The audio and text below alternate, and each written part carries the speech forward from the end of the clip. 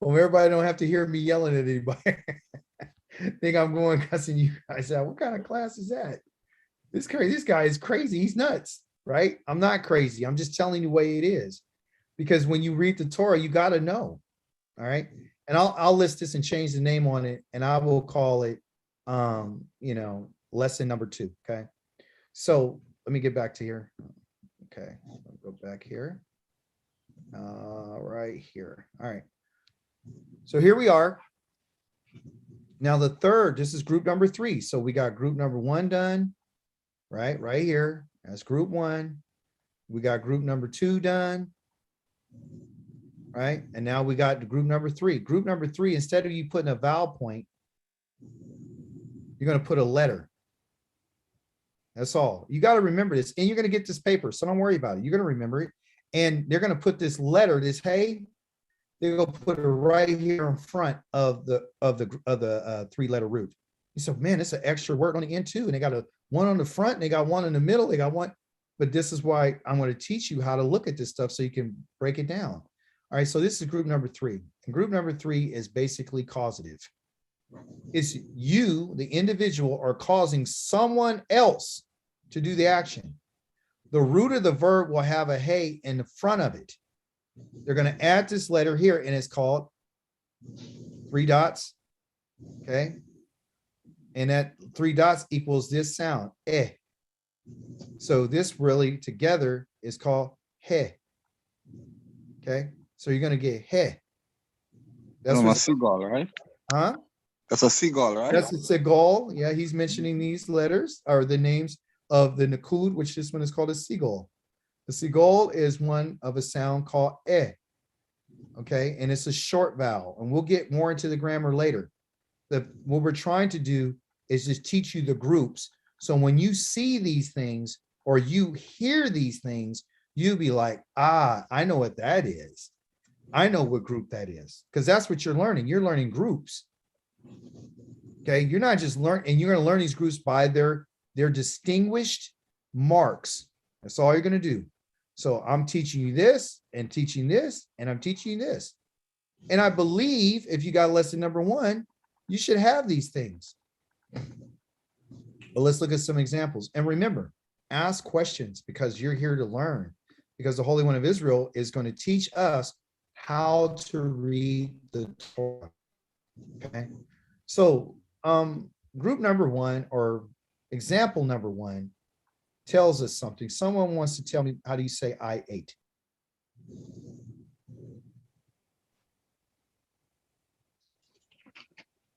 The aleph is silent, and then you have a underneath it, and then you have a cough with this little short little underneath it, and then you have a lamed, and you got 2 dots right here, which tells you to stop. And then you have this last letter called the tav and the yod, which is t. Is it a culti? There you go. Occulti, occulti, occulti, not a culti. A culti. A culti. Yeah. T. Okay, T, not T. Because you don't want people to say, oh, they don't know how to speak Hebrew. Occulti, no. If I say my sister's my occulti, she's my occulti. Occulti. She's not a culti. She's a culti. Okay? You're my avi. You're not my avi. You're not avi. You're my avi. Avi. Okay? Like, So are you an Aki? Akidoid? yeah, I'm called Aki. Okay. 'Cause I keep hearing them say Aki sometimes. Because you know, now you know Hebrew. It's not ACHI'KA, it's ACHI'KA. ACHI'KA. ACHI'KA. ACHI'KA. ACHI'KA. And this is brother, Ak. And then this little yod right here, it is my, and the ka is your. You're my brother. I'm your brother. Okay. I'm I'm gonna get forceful. Somebody tell me how to forcefully say I didn't eat this. Now I devoured. How do you say that?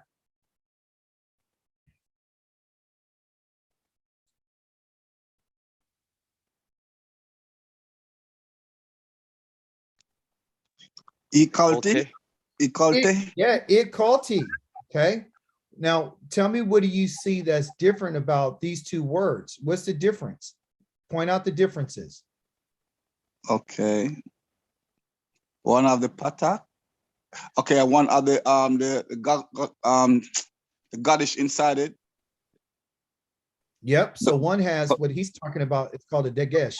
All right. The dagesh inside, right? Dagesh. And a dagesh is a marker that lets you know how, what they would call a geminate. But that little dot right there means that I need you to say this letter twice. So it'd be right. Ik, right? If it's a K, and then call, and then T. Okay.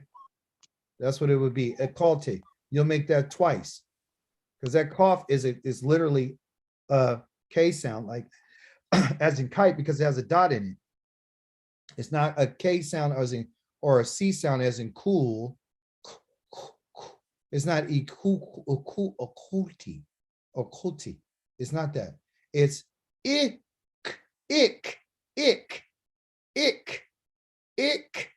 call, ik. Okay, so if that's the difference, is this dot right here and this right here. So that's the difference. So what is it telling you? It's telling you that anytime that you hear the if anytime it's going to be forceful, it's going to cause this next letter to have to be pronounced a little harder. This one right here is a call T. Simple. This one is ik call T. It's forceful. So you got to put an extra emphasis on that next letter. Okay, the second letter. And you'll get used to it. We'll get more into that later. Okay. So that's forceful. Ik. The dot inside this letter means make two coughs. One that would go with the, let me just show you right here. This right here is this. What this is equivalent to two coughs being said. The first one is going to go with the aleph, and the second one is going to go with that. That's why it's called ik, called T. Okay. You understand? So anytime you see this dot, what they call a dagesh, inside of a letter, it means you got to make that letter two times. It's called a geminate from a grammatical term. That means in your mind, when you see that, you're going to say hard. Like, for example, let me show you. I'll put it up here. Okay. That's not a good word. Oh, I'll just use a letter.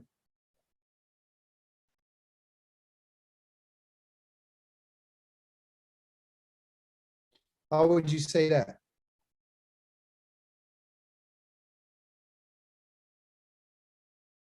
Me. Uh-huh. Or Imi.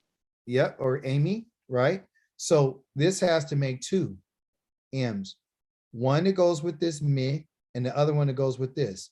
So M, me. Thank you. You see? That's what you're doing. Don't let the letters mess you up like you're getting afraid, because I don't, it's still a cough sound. It's still a cough sound. This one just says make it harder, make it twice, there's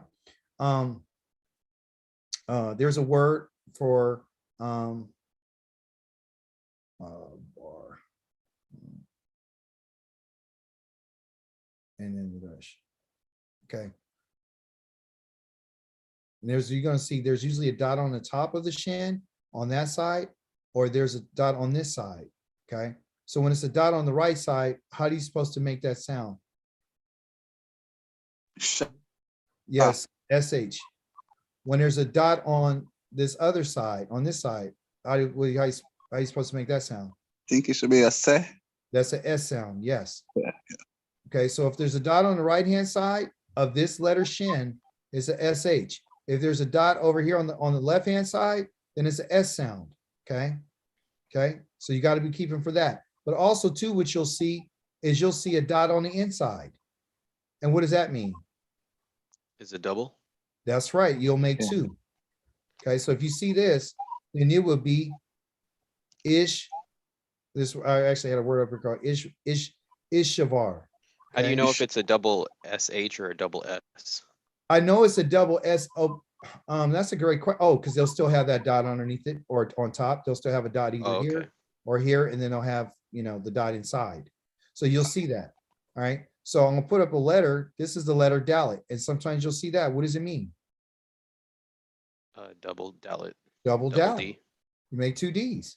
Okay. So if there's a letter in front of the double D, an aleph, then you would make whatever vowel is underneath here, you would make that go together with this D. And then in your mind, you would create another D to go with the last one. You understand?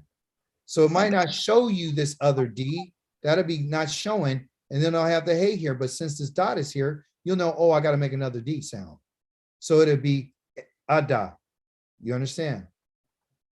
So what's the point? The point is the second letter will have a dot in it. If the second letter has a dot in it, it means you make double. Remember, they call it geminate. A geminate comes from the word Gemini. Okay. And I don't know if I'm spelling that right. And a Gemini is a twin. So what you want to do is anytime you see this dot inside of a letter, it means to make a twin. You understand? So you say, well, what about, because you might get confused and say, well, what about the letter bet? That has a dot in it. Do I make two dots there? No. Or two B sounds? No, because the rule is if it has a dot in it, it's a hard B sound. If it doesn't have one, it's a V sound. Okay. Okay. And also too, when a bet is on the first letter of a word, it's a hard B sound unless grammatically there's some rules that will remove it. So, but usually like the word Shabbat, you know, you guys Sha, and then you got the bet, right? Do they put two bets here and go like that? No, they just put one. And what they boot, okay, they put that geminate in there. Okay. Shabbat. Okay. So all I want you to understand is, since it's right here, I don't want to leave without you understanding, is that anytime you got a letter that has that in it, it means it's a geminate, a Gemini, and a Gemini is a twin. That means you got to make another twin. So here, so you know there's two instead of one here. Okay, you got the mem and it has the same thing, a dot in it. You know there's two there. If you see the mem without it, is it a geminate? No. You will never see a dot or dagesh on the end of a mem, like a final. You'll never see that. You will never see that. So there's rules that go along with this Gemini, but I just wanted to let you know. We'll get later into that, okay? But I don't want to lose track of what we're talking about. We're talking about the simple action of eating, known by the sound ah. We want to talk about a forceful action. It's going to be with this sound I. We talk about a causative. Instead of us doing these marks right here, we're going to do the hey, add a letter. So it says in this lesson, all we're going to do is to show you many more examples of group number 1, 2, let's see, here. Group 1 and 2, I can't see it. Yeah, verbs in its use in the next lesson. So now we're just going to let you know. So in lesson number 2, they're only going to focus on group number 1 and 2. In the next lesson, we're going to do the same for group number 3. So they're not putting everything together. So in these examples and doing the exercises that appear at the end of the lessons, it's going to help you greatly ingrain these 3 types of actions in your mind, because that's what we want to do. But I don't just want to ingrain it in your mind in terms of you looking at it. I actually want to ingrain it in your mind by you understanding what is the sound, because this is one of the things that a lot of people don't get. They know what they look at it, but they don't know what, you know, how to put the 2 pieces together. Okay, so as we mentioned above, group number 1, verbs describe an action being done in a very simple way. In this group, the first root letter is under what? If the first root letter has a Let's call it an ah. I could call it a commence, but I don't want to do that. I wanted just to call it what the sound is. That's ah. And you're going to have to accept it. This right here is ah as well. What's the difference? They're both odd. This one here, since it has this extra little tail underneath it, it's a long ah. If it doesn't, if it's short like this, that means it's a short. So there's a long ah and a short ah. Well, what do you mean? What's long and what's short? Well, the sound. When you say ah, you hold it longer. Like ah, and then there's ah, and then there's ah. So based on how long you say it, determines whether it's long or whether it's short or whether it's what they will call reduced. Okay. And so the long one is this one right here. The short one is a pathak, and the reduced is what they call, I think, pathak hotef. It's a whole nother word, but that's what it is. It still has this little pathak here and these two little dots, and it tells you that it's just Patak. You're right. Correct. yeah, it's just a quick ah. It's quick. It's a quick one. So ah, and ah. Okay. So when we see this, we're gonna give it a long ah. So you ain't gonna go a call. You're not gonna say it like that. You're gonna say call. So people can hear it, and so you can hear it. The people who hear you now, if you've been speaking this language for a long time, then you would say a quality, and people are like, okay, I know what it means.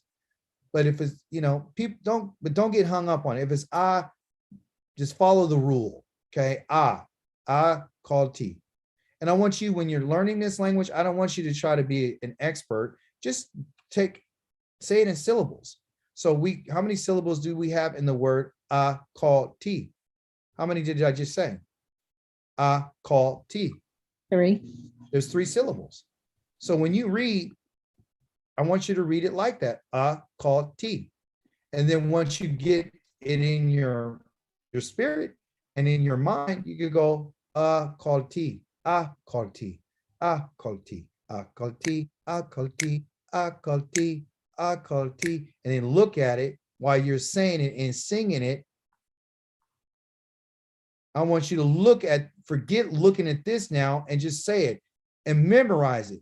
Quality, quality, quality, quality. Is simple. Is simple, simple. Because that's how you are supposed to learn. We don't learn just on me showing you letters and telling you what stuff means. You are a musical people. This is what they call the origin of this language, is the Afro-Asiatic language. They teach through song. If you look at any tribes in Africa, they usually learn through song. If you ever hear those little African kids singing, they sing through song. That's how you get it. You don't go, I ate simply. I called tea. That's not you. I called tea. I called tea. I called tea. Catch yourself, because I said a call tea. It's not a call tea. It's a call tea. I called tea. I called tea. I called tea. Okay. So you got to be able to listen while you're singing. Okay. What do you say for this one? Somebody tell me how you say that.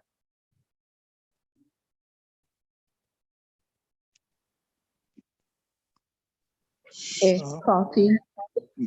No. Shavarti. Sharati.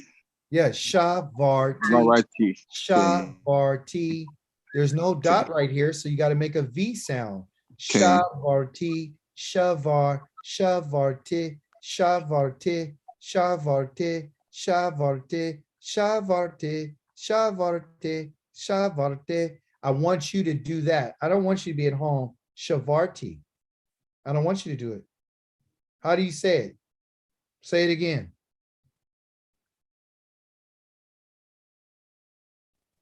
Shavarti, because the pitak under the R make the R. What did your teacher tell you? What did your teacher tell you how to say it? Say it the way I just taught you. Okay, Shavarti. I didn't tell you. Shavarti. Like Shavarti. Shavarti, shavarti, shavarti. Say it like a child. You got to humble yourself. Let me ask a question. Yes. The Schwa under the the rest makes it silent. No, this is sha, Okay. and this is var, Rati. and Okay, then okay. ti. Okay, okay. That's This one is I a asked. short, this is a short, that's a short ah. And Okay. because it's short, when those two dots are next to it, it Okay. tells you that these two letters go together. Okay, Kane. Yeah. So what it is either open or closed. And what it happens here is that this is closed now. I close this off. If I had this like this, if that was a vowel point underneath it like this, say example, if I had another vowel underneath that was like this, it would be sha va ra ti. Shavadrate. Kane. Toda, Kane. But it's not. It is shavarte. Shavarte. Because it is a very simple way of doing something. Okay. How do you say this?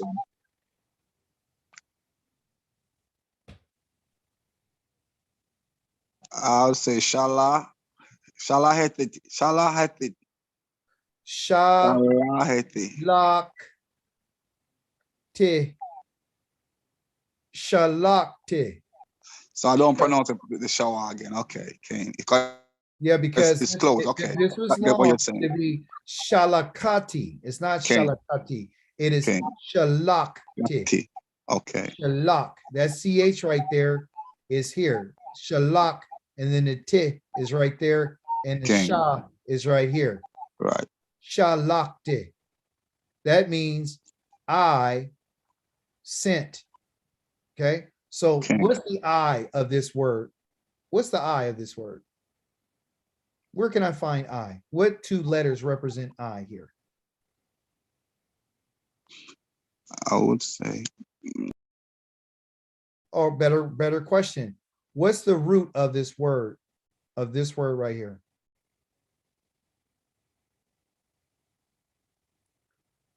Shin,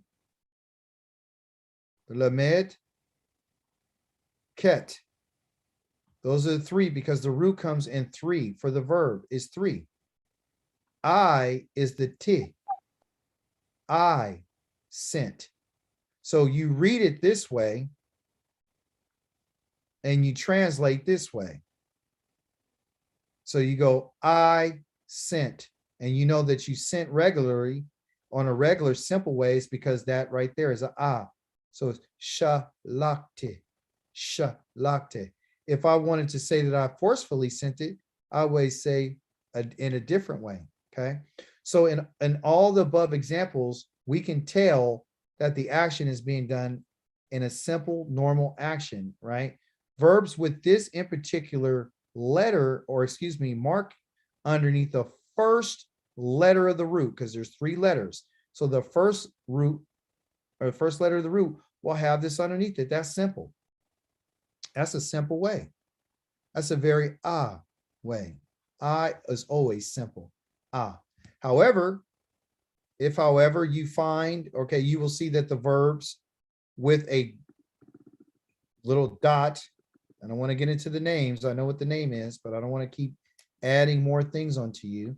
I want you to know that that I underneath that first letter then makes the action you describing is done with what?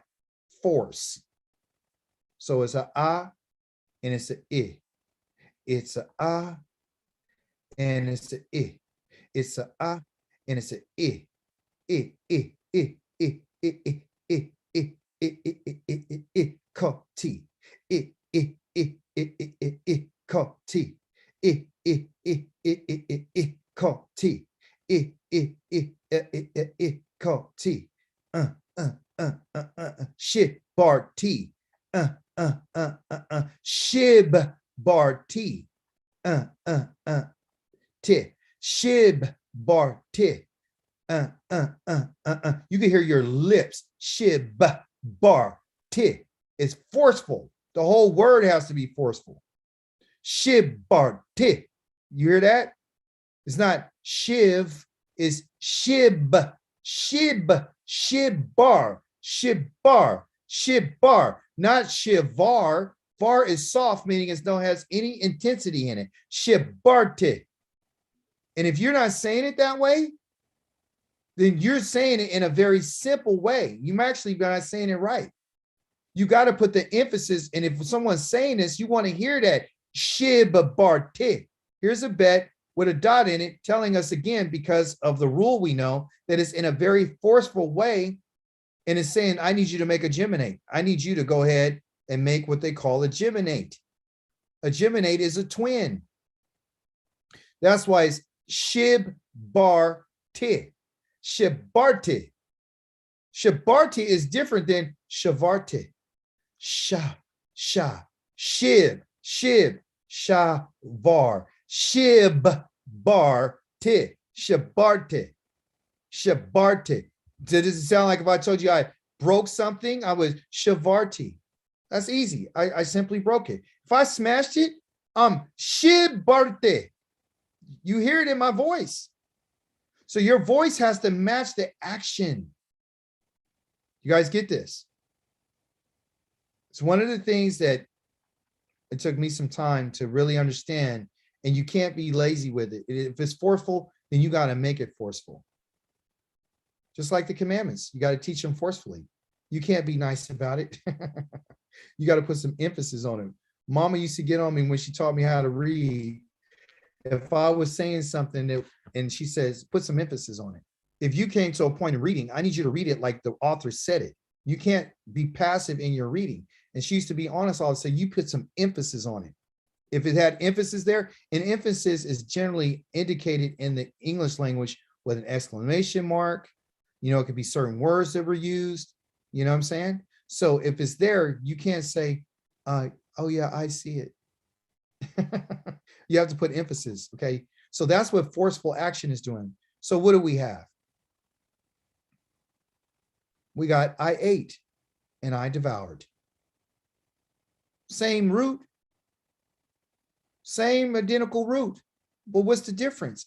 The difference is the ah and the I. This is a ah and this is an I. But what's the difference between the ah and the I? Oh, this one is ah, which is a very simple way of doing things. And this one is very what? I is forceful. So the sounds are going to be different. So we're not just talking about marks. I'm talking about sound. And that's one of the things that these books don't teach you. I'm trying to get you to understand that you have to do these sounds. Right. Any questions? But the L, you're gonna pronounce it shalakti. Shall, SHALLAC, then TI. Shalakli. Yeah, this one Shalakti. here. Yeah, this one Or here. the L with the dog, you gotta pronounce it twice. Yeah, this one is. That word is Yeah. HASHA, This one right right? here. Yeah. LLA. Yes, this one is CH SHILLACH TI. Yes. Shilak. Shil. You have to say it. You can't go shi and then lakti. No, it's shil lakti. It's, you have to say it. You have to, if it has a dot in it, that means that it's called a twin, okay? A geminate, okay? So a little ahead of us there, but that's what it is. So softness is in the ah. The I is a hardness. It's a very forceful. And so these are your examples. Okay. So shalakti, shil-lakti. So you got to hold it a little bit longer. Shil. You got to make sure you say that. Shil. Murray. Yes. Slacky.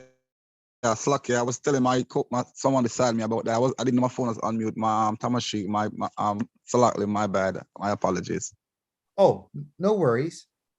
Just didn't want to get the class confused. No worries.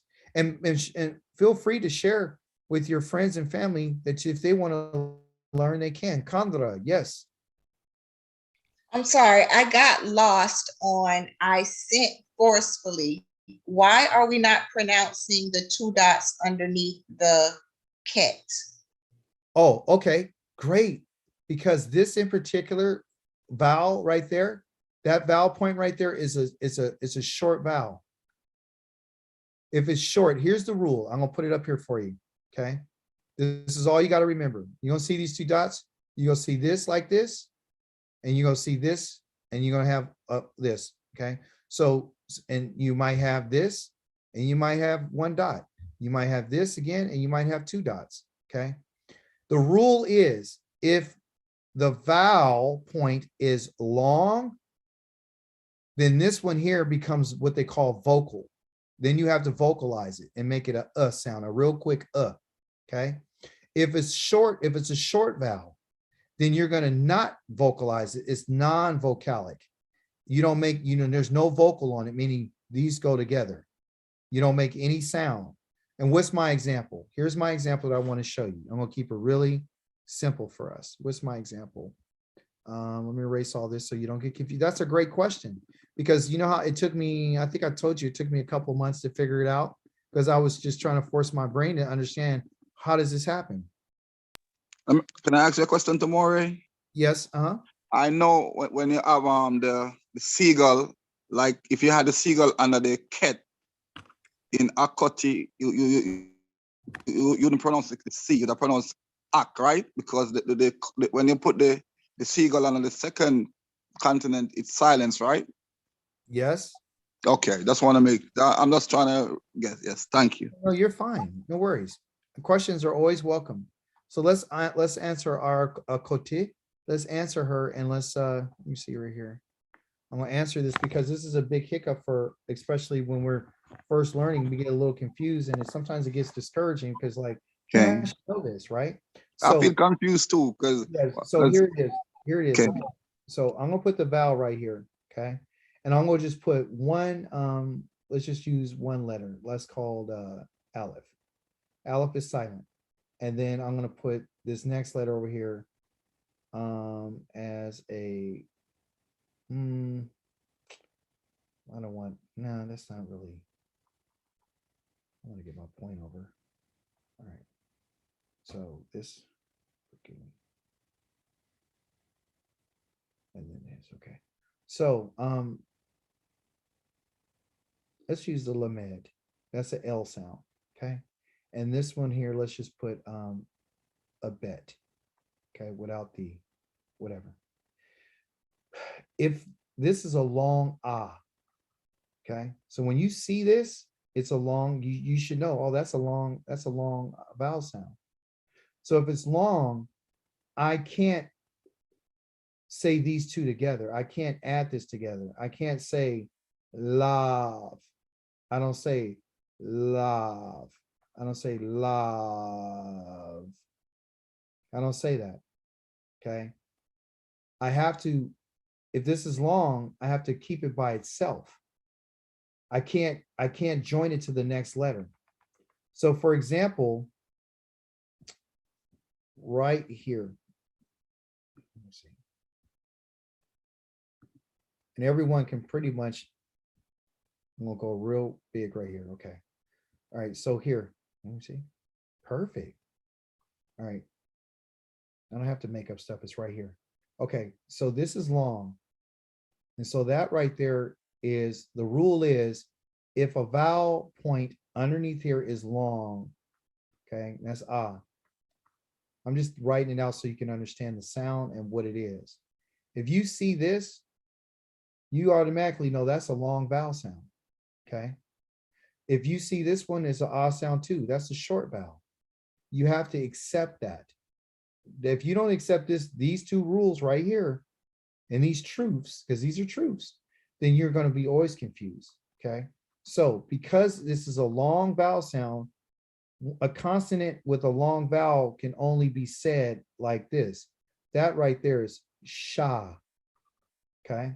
It's too long for me to go to include any other sounds. If a vowel, if a consonant has a long vowel underneath it, then you're just going to say that consonant with that long vowel, because you're saying it too long. That's just sha. It's too long to add anything else. It'd be confusing, okay? When you go to the next one, so that's done. When you go here, right here, let's just deal with this next one. So this is the first one, this is the second one. When you got this one, and this right here is identified as a short ah sound. It's still an ah, okay, but it's not long. So you don't make this as like ah, you go short ah. It's quick. It's a quick ah. Okay. When it's quick, okay, meaning short, then you can actually combine the next consonant sound with it. And you can create one sound called var. Let me put the vowel in there. You can say var. Okay. If I then take around and say, well, say this is this way, then this will be sha, and this will be va by itself, because this is a long sound. It's too long. If there's a long sound in front of these dots right here, okay, you cannot sound the long vowel with this. You can't, they have to be separate. One of the biggest challenges. Okay. This is called a schwa. That's what it's called. There's a rule or rules that have to do with this in particular marking. There's rules. So here's the rules. This is a rule that you have to remember. If the schwa is underneath a letter and it's preceded, there's a short vowel like this, then you don't have to vocalize that. It doesn't go, it goes from a to absolutely saying nothing. It's silent. So the schwa has either a vocal schwa or a silent schwa. There's only two ways. It could be vocal or it can be silent.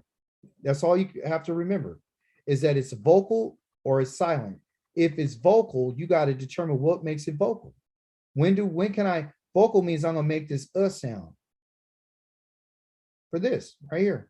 So when do I vocalize that? There has to be a rule. Well, there is a rule. The rule is if there's something that's a long vowel in front of it, you have to vocalize it.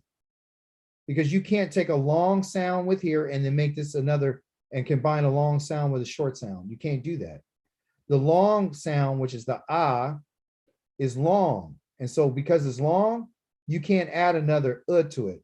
You can't go ah, It just goes ah, and there it is. Okay, it's long, ah, and then ra. So it'll be sha, va, ra, ti. Pronounce it, okay, syllables, 1, 2, 3, and 4. Okay, so I have a question for you. I want you to tell me if this is a long or a short. That's a long. It's a long. I want you to tell me, is this a long or a short? That's a short. That's a patak. Okay, so if a short is in next to a schwa, is this schwa right here? Is it vocal? Yes. Or is it, hold on, or is it my silent? bad. Is it vocal or silent? It should be vocal. Okay. The answer to that is it's not vocal because it has a short vowel in front of it. Oh, yes. Okay. Yes. If it has this vowel, a koti, it's short. And if it's short, then then this right here is not vocal. You don't sound this. And that's where the confusion is. You say, well, it's short. You don't have to sound it. What you do is you put both of those, this sound here together like this. You just count it like this. Okay. So this could be vocal or it could be what? Be silent. Silent. Okay. Okay. So it could be open, right, or it can be closed. Closed. So the commas make it open and the patak makes it closed. Yes. Okay. When you have a long, vowel, like if I change this to right here, this opens it up to be sounded to make it vocal. Toda. The moment that I put a short vowel, it becomes silent. I silenced it when I got a short vowel. So either vocal means open. Vocal means open. And vocal only happens when it's preceded by a long vowel point. Like a ah, okay? Or an a. That's when it becomes open. Open to what? To open your mouth, to become vocal. The moment that if I had a closed one is silent, silent means I'm going to close my mouth. I'm not going to say it. I'm going to close my mouth. Why? Because it's going to be closed when what? When I have a what kind of vowel? If it's open with long, what does it have to be closed? With a short. You got to be short. Okay. Okay. So listen, one of the things that you can remember is this looks like a tongue.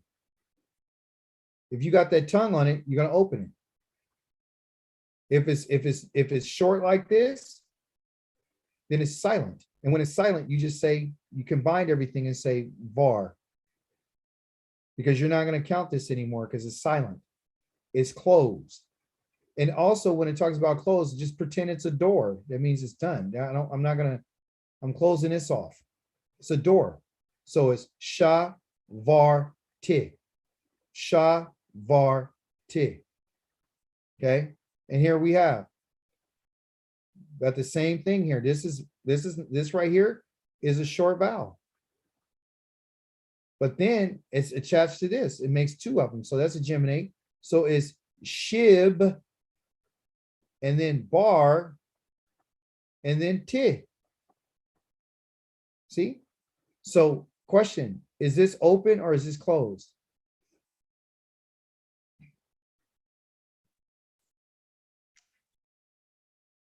It's closed. Why? Because this is a short vowel. But how can you remember this? That's the thing I think I want to teach you. How can you guys remember this?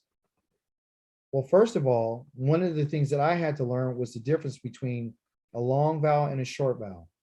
If there's a short vowel next to it, like this, I know that it's closed. I don't have to say anything.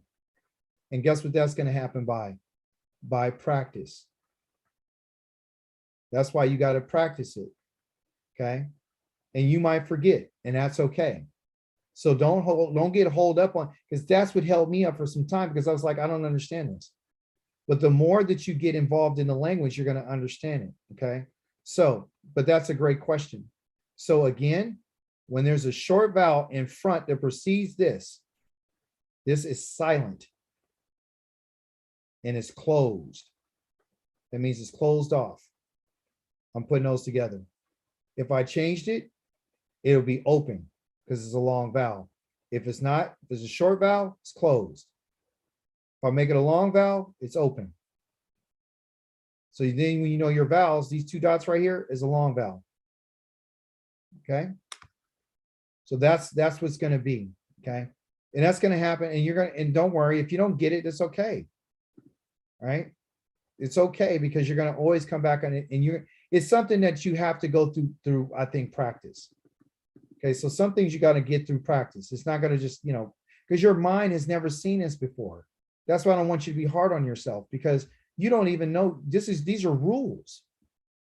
You understand? So there's other books that this stuff doesn't cover. The stuff that I'm covering right now is what they would call what's in this book. But I have books that I have that tell you about those rules, about the Schwa.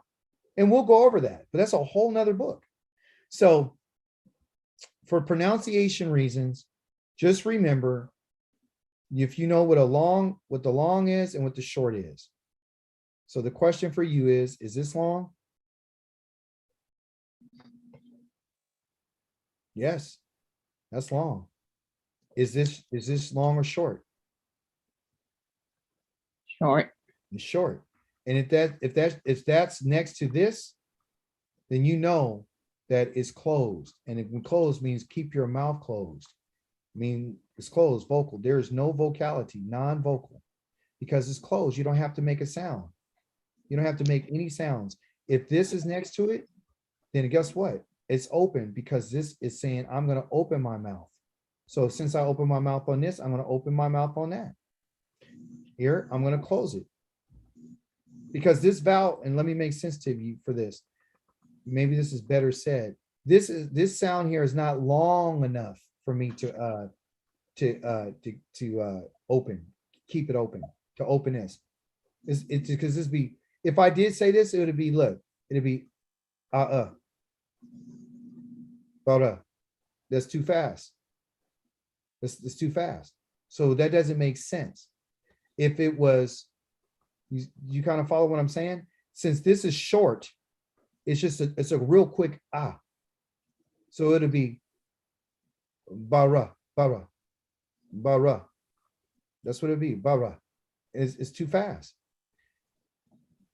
If I turned it and I turned around and made it long, then I would go ba, ra. It's different. So the longer this is, then I can say this.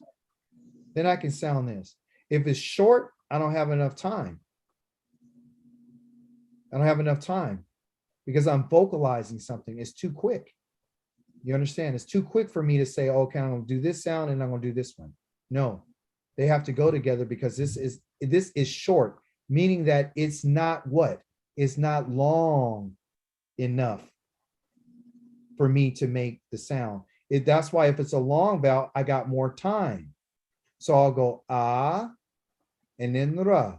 And since I took my time with it, it'll be ba, ra, badra. But it's not, it's bar. It's quick, it's too quick because this is short. I don't have enough time. So that's when you get into the vocalics and that's when you get into the pronunciations.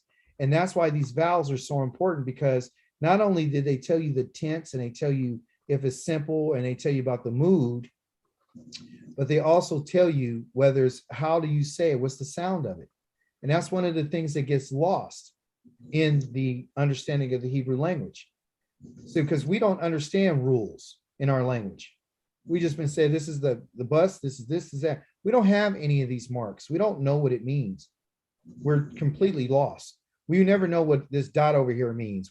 That's why we're like, man, what is this? What is this? What is this? What is this? What is this? And what is this? Look how many different dots. I'm lost. I don't want to do this anymore. I hate this. All it is what they call a system. Okay. And the system is a system of what they call the nakud. And the nakud is a marking system. And the word nakud that I didn't get a chance to tell you is called speckled.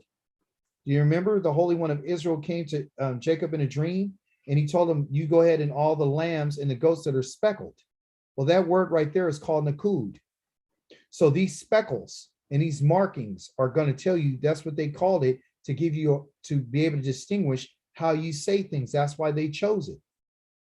That's why they chose this. The Mesoretics chose this. And a lot of people don't know that. But you only find that out when you're able to read it, right? Or do your study. So I found the word nakud in the word speckled. That's why they came up with this. Did you see anything on teaching on that? I haven't. No one ever told me it came from the word nakud from being speckled, but now it makes sense because these are nothing but little speckles on your sheep and in your goats. And they're supposed to tell you what things mean. That's all. They're identification marker. It's a system. And this is a language system. And the reason why they chose to use this language system, I've spelled that wrong. The reason why they chose this language system is because they knew that if they didn't have these marks, people would not be able to find out how things were said and in what tense it was being said. So what they wanted to help them along by telling them this, okay? When you get good enough, you could cross out the things. And you'll know as soon as you see it based on what you're seeing that, hey, this means this. The way that it was spelled is not the thing. Spelling doesn't tell you that. It's these dots, this system. So what are you learning? You're learning several things. You're learning the vowel system, okay, which is nakud. You're learning the letters, okay. You're learning the dots, what they mean. You're learning the letters. You're learning the vocabulary where when you put the letters together, then you're going to be able to learn the phrases and all that kind of stuff. You're learning a whole bunch of stuff. That's why you can't rush through it. And don't feel bad because you don't supposed to. Learning the Hebrew language is a language that requires us to, it's a language of for our life. So you don't run through life, you take your time and you understand it. So that's why I'm not saying, well, let's go ahead and finish these pages. I don't work like that. If someone doesn't know something, we're going to stay there. So again, this is long. Ah. This is short. Ah. Okay. And this is even shorter, which is a little bit of a cool little ah, a quick one. So ah, and ah. Okay. And because of the length, the lengthening means how long you're saying it will determine whether or not it's long or short. So just like in singing, same thing. You understand? So you have long stuff and you have short vowels, long sounds, short sounds. And vowels are basically the tools that they're giving us in order to be able to make a sound. You cannot make a sound, you cannot make a word without a vowel. Take that out of there and you got S, M, S, H, D. That don't mean anything to you. You got to put the vowels in there so it can make the sound. And so some of these vowels are going to, they never told us in this, is this a long smash? No, we say it so fast, we don't know if this is a long vowel or short vowel. We don't know if this E is long or short. We don't know that. In Hebrew, they tell you if something is long and something is short because it determines the rules on how to say it. So you're just getting used to the rules. That's all. And rules are part of the game. If you don't know the rules, you can't play the game.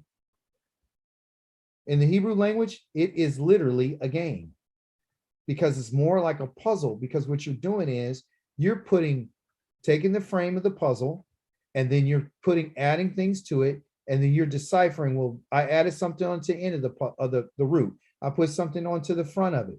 I'm going to put something in the middle of it. I'm going to put something, this in particular dot means this. This one here means this. This means something else. This means I can either stop or go, but it depends on what's in front of it. So does that sound like a game to you? It's a game. It's a puzzle. So we're not familiar. And when we're not familiar with it, we get discouraged. But I don't want you to be discouraged. I'm teaching you how to play the game. Once you get through this, Akoti, more specifically you, Akoti Kandra, and the rest of you, when you understand this rule right here, because all it is this rule.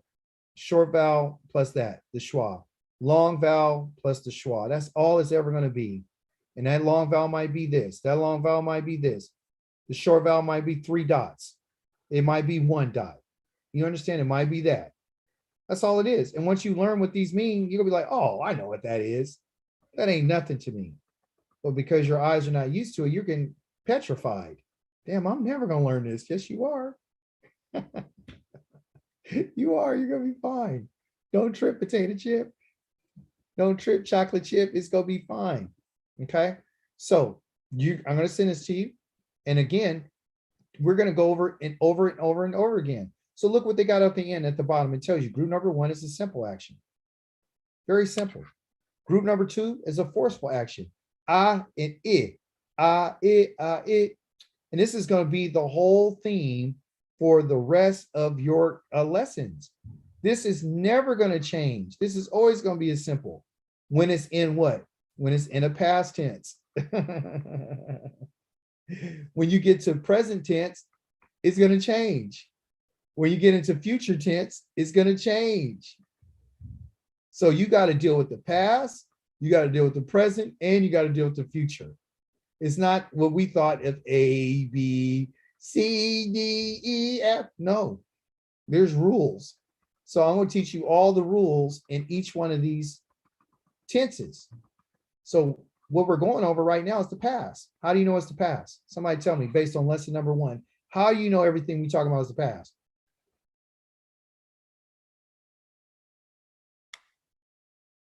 How do you know? Come on. My class, how do you know we're talking about the past? It's in the past if the verb is in the front. Yes. So the verb is there, the root is right here, and there's something added onto the end.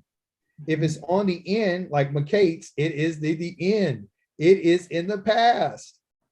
There's only 3 ways something can happen. It can happen in the past, it can happen in the present, and it can happen in the future. That's it. That's only ways it can happen: past, present, or future. Once you accept this, you'll be fine. The past is in the end. It means that it's completed. There's nothing else to add to it. It's done. It's finished. You understand? So anything added on to the end of a root is in the past is a letter or a few letters. That's it. It tells you I, you, or he. So if I got past, present, and future, because that's what we have. Let me show you. If you got past, present, and future, I'm gonna clean it up a little bit so I don't make it confusing for you guys. This is what you're gonna be dealing with. You're gonna deal with the past, you're gonna deal with the present, and you're gonna deal with the future. Something can be done in the past, it can be done in the present, and it can be done in the future. Okay, so that's gonna be part of it. What else is gonna be happening? It's gonna be 1, 2, or 3. What do I mean by 1, 2, or 3? It could be done in the first person, it could be done in the second person, and it could be done in the third person. These individuals here can do an action in the past, present, or future. That's it. Because what we're talking about are verbs. And we're talking about actions. How things are done. And there are things that are going to be done by the first person, second person, or third person. And either one of these people, okay, or groups, because it could be singular, it could be plural, are always going to do something in what? When are they going to do the action? Past, present, and future. That's it. So when we go back here, you guys, we feel like, man, I'm going heckin' stupid, right? Because we're like, I didn't know this, I forgot. It's very simple things that you and I forgot. So when I talk about I, that is the first person. When I talk about you, that's the second person. And if I talk about they or him or her, it's the third person. You're not going to have a fourth person or a fifth person. So once you learn what the first person is, the second person, and the third person, then you're fine. When you know what a past is, present, and future, you'll know. The past is going to be letters added onto the end. The future is going to be letters that added onto the front because the front is your future.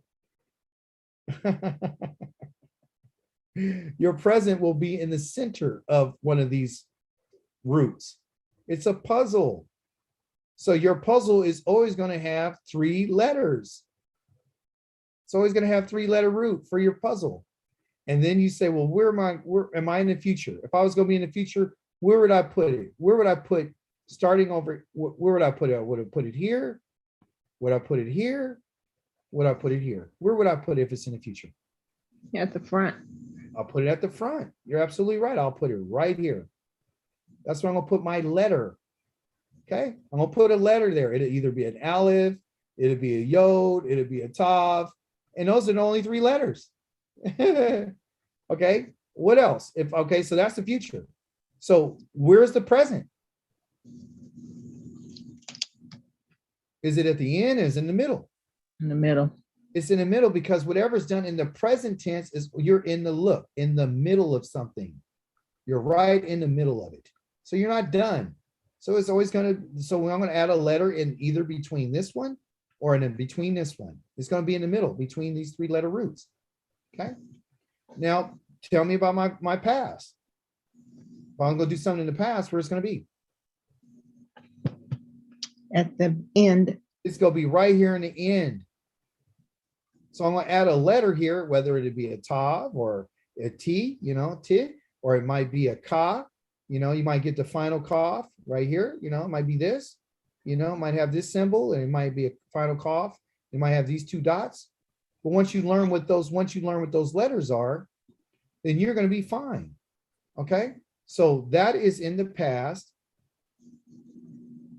This right here is in the future.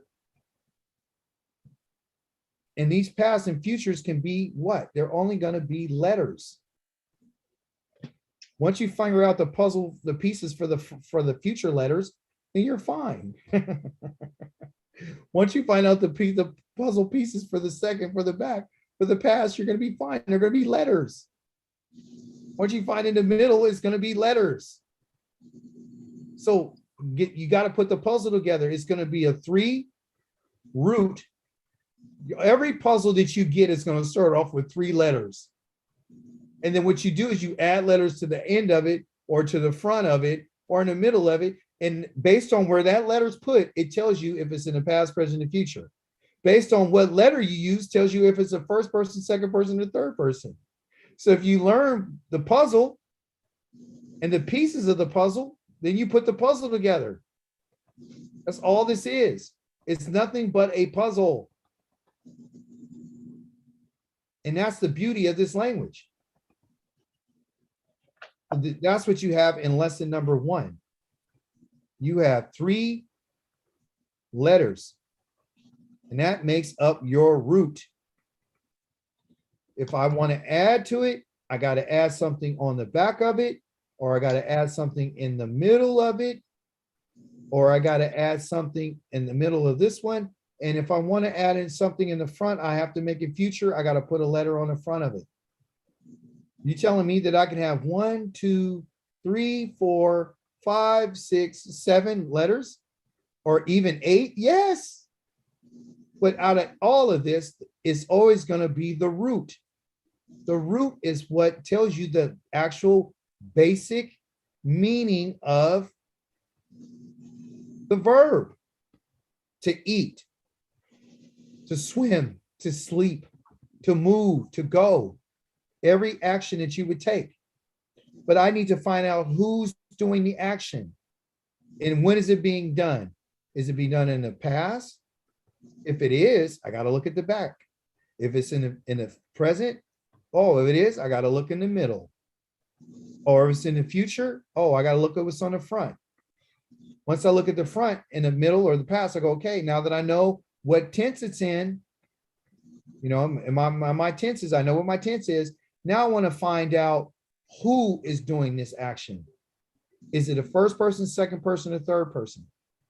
And then once you find out who the first person is, you'll say, oh, the first person could be right here in the end, who did it in the past. First person could be the one here who did it in the present tense. They could do it here. First person could do it all. Okay. If it's in the past and it's a second person, it'll be right here in his second person, right here. They have a certain letter for that. So once you get your pieces together and you're doing your Scrabble, because I know it's like Scrabble to you right now, I'm just trying to make sense out of it to you. Okay. And so it's always going to be 3.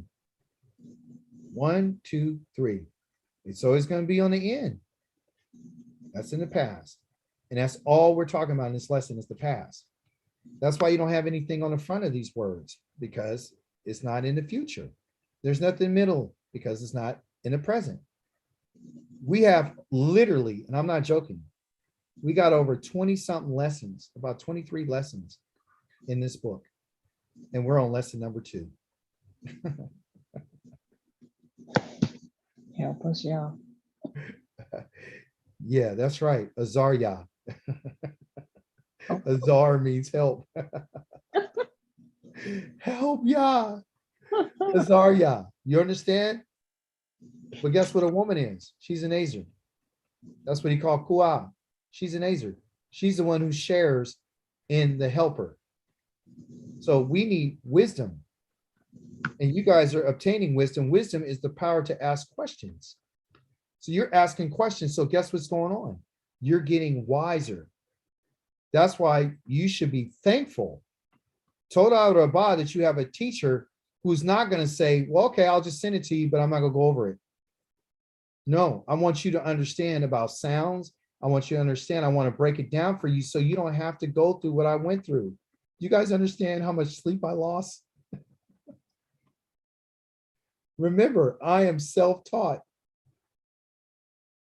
I'm telling you, I'm raw. I can't be touched. You understand? Because it's a passion. You need to have some passion with you. Okay. So if you're going to be a teacher and you're interested in learning, you want to know what Yah said, you got to be passionate about what he said. If you know that this word of call is his word, he made this word up. He told Moshe, you write this down. When the children of Israel eat in Leviticus chapter, or WID, Leviticus chapter 11, Deuteronomy, Davarim chapter number 14, I want you to tell them what they got to call. So I want to know, what did he say I can eat? And did it perfectly say it, or did he tell me with a PL, or did he tell me forcefully, or did he say simple? If I want to find out what I want to do, if you read that, he came up with this. Yah invented the letter Aleph, the Bet, the Tav, all these are his letters. These are not our letters. They're not the Jewish letters. It's not anybody's letters. They're his letters. They're the what he chose. So when you look at this right quick, you would say, well, I just say it says to eat. I see more than eat. I see strength. I see all, and I see you. So what do you get strength from? You get strength from eating.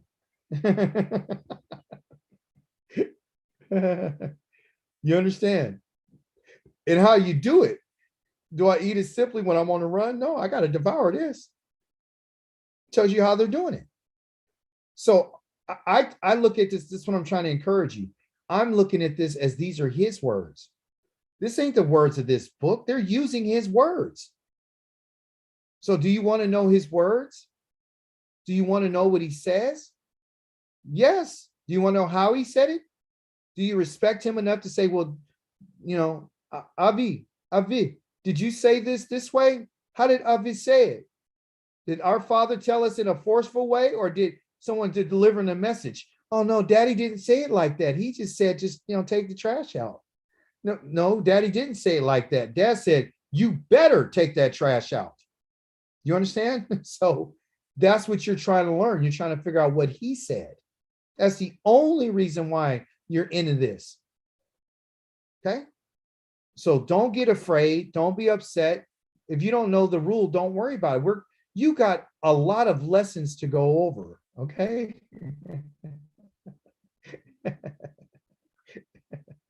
Why are you laughing? Because I've been there, and I'm going to take you. I'm not going to take you to the deep water. I love you. I'm not going to bring you to somewhere you don't want to go. Okay? So I'm going to send this to you guys. What else did I want to show you before we leave? All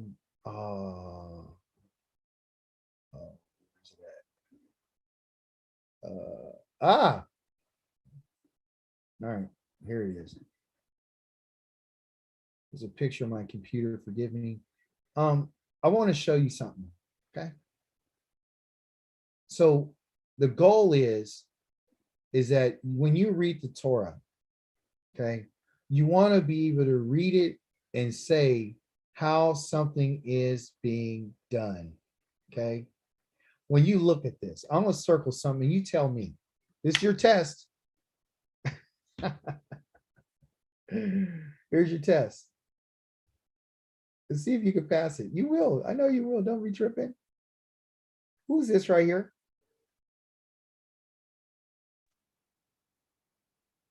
Yahweh. That's right. That's Yahweh. That's right. All day long. Okay. So you got that down. You already know what that is. So when you see this from now on, is there any vowel points underneath there? Any dots? Any nakuds? No. No. So you know that this is the self-existing one. So once you get this down, you don't have to say anything anymore. You don't need to look for any vowel points. Here's another person that I want to introduce you to. Who's that? Moshe. That's right. That's Moshe. So listen, let's get rid of those vowel points, right? The dot and all that. And you just saw the mem, the shin, and the hey. You would know that's Moshe. Do you need anybody to tell you who that is anymore? No, because you accepted it now. You don't need the vowel points once you learn how to say it. Once you learn how to say it, I'm going to erase it. Here's the dot right here. That's an O, and this is the E. So this is Mo, and then She. Moshe. Okay? So Moshe is there. Once you learn how to say his name and you practice it, you'll go Moshe, Moshe, Moshe. I don't have to look at a vowel point no more. So when I'm reading, and I know this right here is L, so I just go El Moshe. I know how to say that. I don't need these anymore because I read it so much that I've already accepted how to say Moshe now. Okay? This is one of the sons of Israel. What's his name? Just look at the first letter. It's a Resh. Just take a guess. Reuben. That's Reuben. Yes, that's Reuben. And you know, the Ra'ah means to see, and Bain means son. I see his son, and that's what his mother named him. Once you be able to say his name, Ra Uven or Uvain, Ra Uvain, Ra Uvain. So here's my rule, Condra. Is this vocal or silent? Is it? Yes, it's right. You said Vocal. it. It's vocal. Yes, because I have to sound it because there's nothing. That's one of the rules. It is vocal. I have to sound it. There's nothing in front of it and there's nothing behind it. So I have to sound it. If it's directly underneath the letter like this, then I have to sound it. It's And vocal. olive is silent. King. Yes, olive is silent. So here you got u, ra, u, vein. There's no bet in there, no dot. So there's no hard B. There's a V sound. So, and that's a long, too long, ain. So that's vein. Ra, u, vein. Ra, u, vein. That's how you say his name. Ra, u, vein. And his name is Moshe, and his name is Yahweh. Okay. Okay. Here is a dot next to this yod. So that's called a geminate. What do I have to do if I want to make this sound? Is it a single yod? Or a double? It's a double. It's a twin. So what I'm going to do is I'm going to sound this wah with this sound here, with this dot here. And when we got the yod, when we got a patak and we got a yod up there, that is an I sound. So I will go Y. Now I got another yod left over, and that has a dot over here called yo. So Y, yo, mer. Oh, no. Y, yo, ma, ru. Wayomaru. Wayomaru. This is a long sound. This O right here is long. So I'm not going to sound, if it's long, I get to, this is vocal. Why? Because this vowel right here is long. So why yo? See how long I'm saying it? Why yo? If it's long, I got to vocalize this. Maru. I couldn't go why yomru. It's not why yomru. That's a long O sound. So I got to go why. There's two yods here, even though they just got a dot right here. This dot right there represents two yods. So it's why, yo, and then that O is said it's too long. So then I got to come here and vocalize this because the aleph doesn't have anything under it. There's no vowels under the aleph. There's no sound to be made. And then I go right here and it's ma and then ru. Why, yo, ma, ru. Why, yo, ma, ru. And of course, somebody want to take a guess and tell me, it's not a matter of right or wrong. Tell me what the root of this verb is. Take a guess.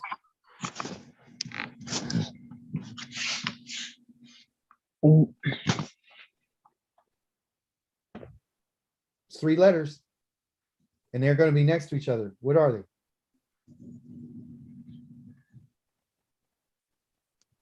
Maybe which one? The tav, the resh. I'm talking about this one right here. Just take a guess. Where's the root? That one. Oh, that one. That would be the mem, the resh, and the yod. Yod, Good. mem. Okay, so you did that. All right. Anybody else?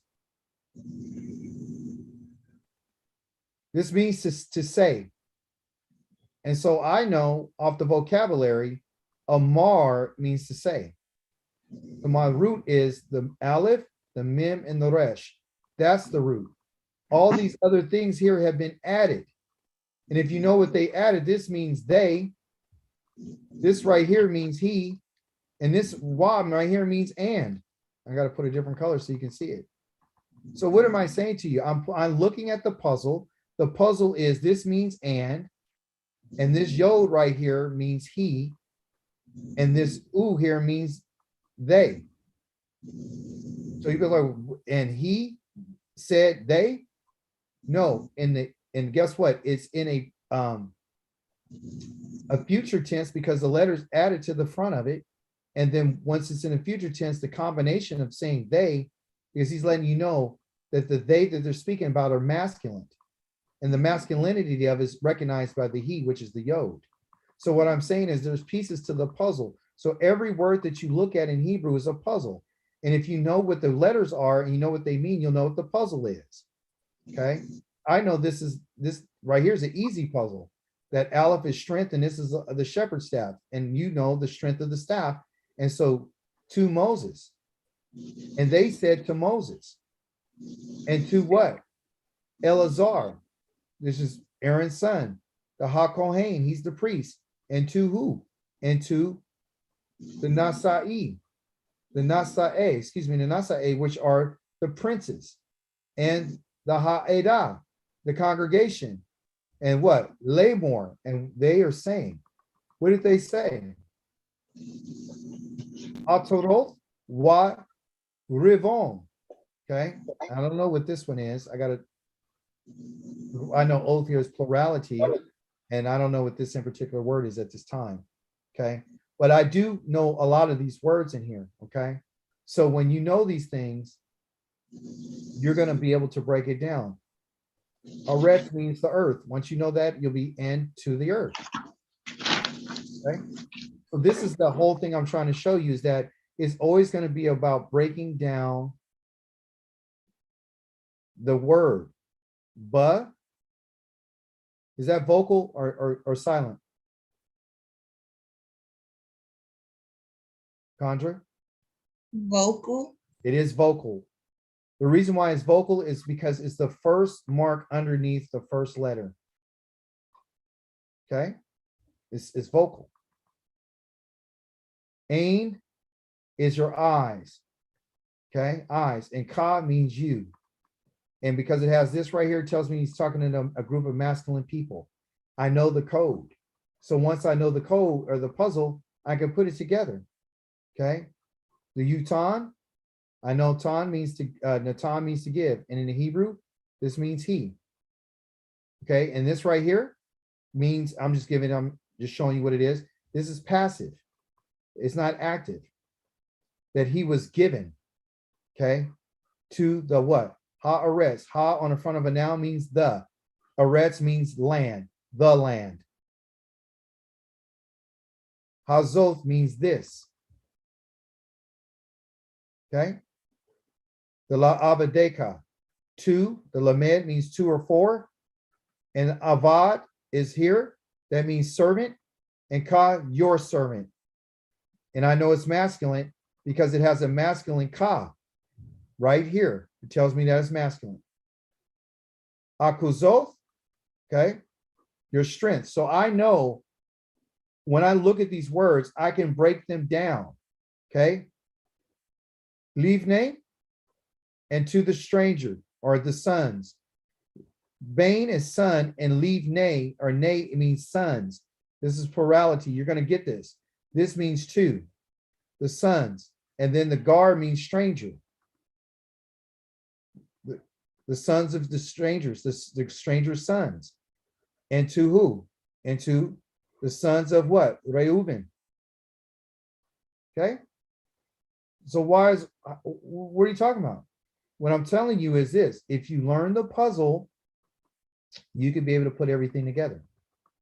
It's nothing but a puzzle. All of this is puzzle. That's a definite article. This is a noun. This is a relative pronoun, meaning a share, which were. ACHI'KA, I don't know what this is at this point. Yahweh, I know that is. Oh, ka means thus saith Yahweh, to the sons of the congregation of Yisrael. The land, the mikneh is, mikneh can either be a herd or it could be something. I got to do it, but in the sons of, and let me see that, and the servants of the mikneh. Yeah, in this case, I would try to figure out what mikneh. I don't remember what it means.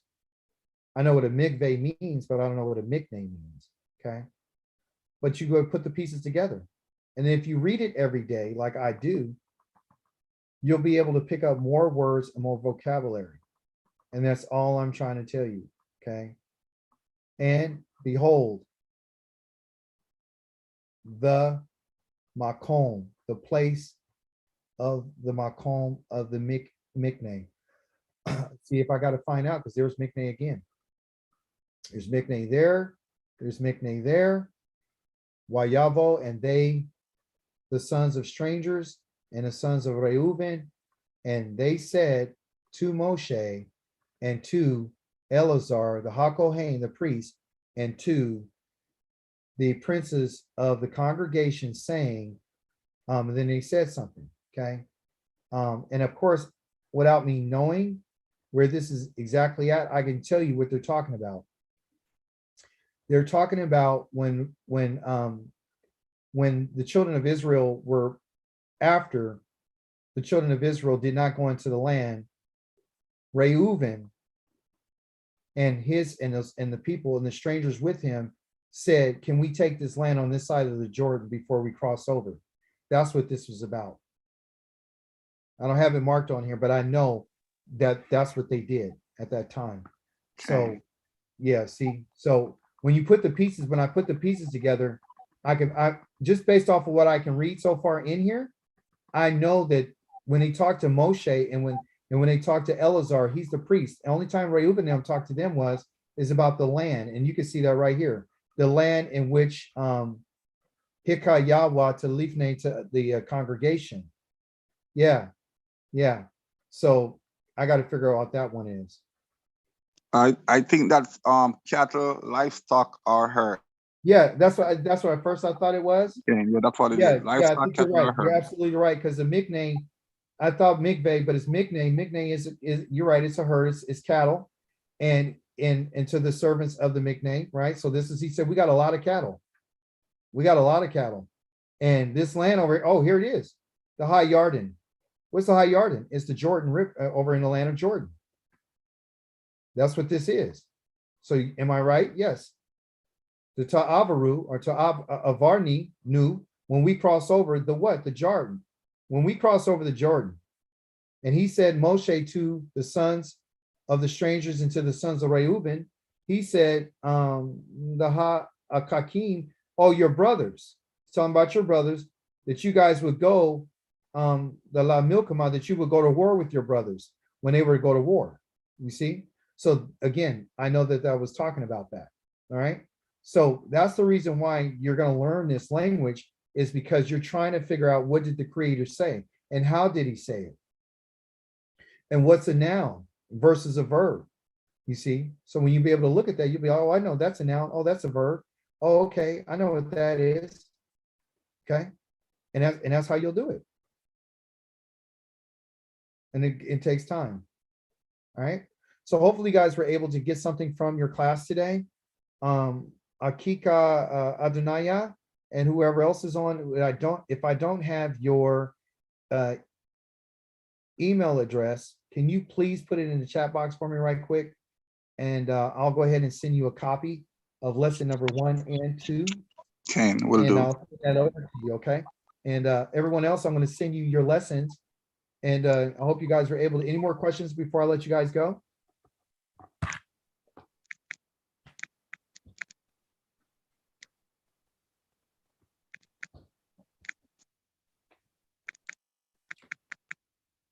All right. With that being said, I'll let you guys go. I say Lila Tov to you, and don't get discouraged, okay, you guys? I'll try not to. No, do not. I'm not gonna let you. Do not get discouraged, all right? Because there's no reason to get discouraged, because guess what? I've been here, and I'm doing everything I possibly can to make it easy for you. And I know that it's challenging. I know these are rules, and if you're busy with a whole bunch of other stuff, you might forget some things, but you always have the documents where you can go back and look at it for yourselves. Okay. So Condra, if that's a challenge, that little challenge thing that you have right there, don't sweat that, because the more you read it, because guess what? We're going to move away from me just teaching you stuff. You and I are going to read sentences. And when I reread it, and we read it over and over again, you got to see it. And once you see it, you're like, okay, I know what that rule is now. Don't expect to let everything stick. Okay. If you threw a pot of spaghetti against the wall, not every meatball and every noodle is going to stick, only some. So sometimes you got to keep throwing it against the wall because some stuff is going to stick and some other things are not going to stick. But don't worry about it not sticking, because we're always going to be able to go over it. You're never going to get away from it. The rule's never going to go away. It's always going to be there. So if you don't get it today, that's okay. Like I told you, it took me months because I just I didn't understand it. And every time I asked someone to teach to me, they wouldn't teach me. I had to learn the hard. I'm telling you, man, I spent days, but you're not gonna have to do that because I know how to get around it now. So that's why I'm teaching people how to get around it. And what I've known or noticed is that if you go and read it, you'll be like, oh, okay, I know what it is. And that rule will never change. So the more reading that you do, which you really haven't done yet, so you can't be hard on yourself. When you get to the reading aspect of this, which you're going to read next week, we're going to read maybe one line all together. And that's going to be part of it. So I'm not going to just stand in verbs. I'm going to show you what a noun is and show you what a verb is. And then we're going to go, it's like, okay, I'll show you what you got to do, but I got to take you to the water. And when we get to the water, I'm not going to take you to the deep. I'm going to take you to where we could get the kiddie pool. And we go to the kiddie pool, and then you're going to feel good about it. I just can't keep telling you how to swim and I don't take you to the water. So now I'm going to take you to the water. So have your swimsuits on. We're going into the kiddie pool next week, along with lesson number. We're still in 2. We're still in lesson 2. Okay. And we're going to finish out, and then we're going to get more understanding. Okay. Any questions before we go?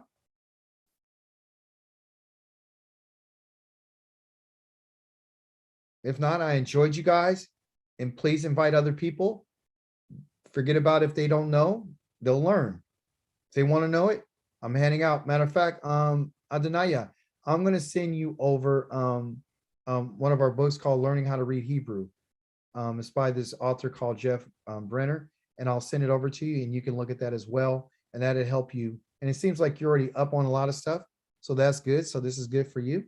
But I'll still send it to you as a resource that you can share with your community, and you guys can learn from there. And then, of course, like I said, feel free to invite people. We do this every Shabbat at 4 o'clock. Okay, nonstop. If you're not able to make it, don't trip.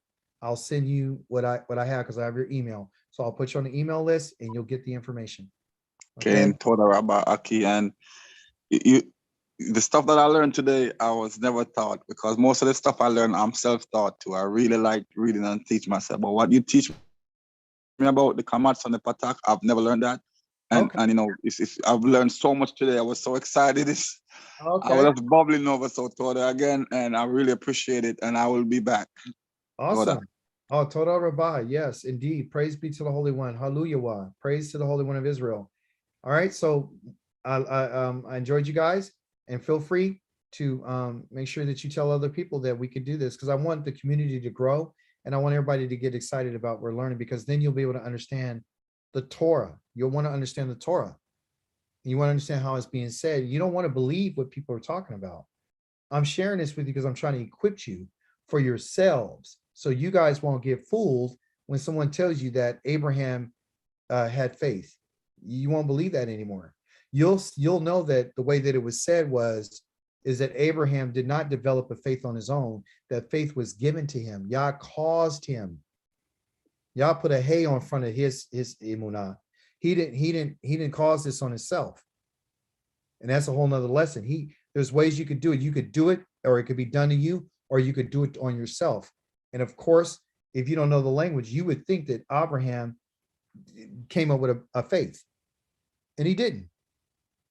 He never did. Yah gave it to him. That was something Yah did for him. Do you understand?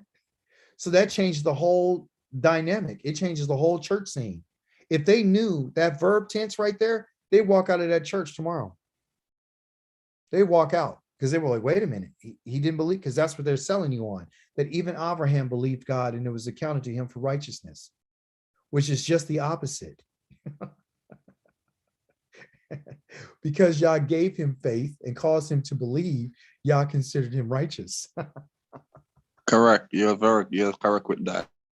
Of course. Because yes, sir. He didn't have faith. He seeked it, and the Most High gave it to him. So you were right on that. Yes, he didn't conjure this up.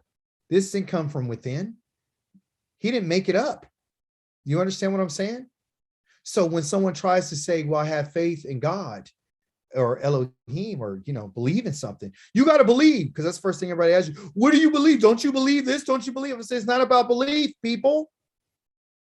What it means is Yah caused him, supported, gave him something inside of him to trust in Yah, to say, well, you know what? I firmly support what Yah says.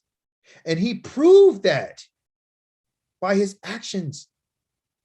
Yah gave that to him. Praise the Holy One. You're welcome. Akoti. Okay. So praise the Holy One of Israel. Any questions before we go? All right. I'll see you guys later on this week. I'll see you later on during the week on some, if you can make it, and we'll go from there. All right. So Shabbat Shalom. Shalom. Lala Tov, Mishpaka. Everyone have a great week. Be blessed. Be blessed. See ya, Adonai Yah. And Kane Moray, Toda Rabba. Toda Rabba. Appreciate you. You're Appreciate welcome. you. Thank you for your Brother, contribution. we're bye. Yeah. Thank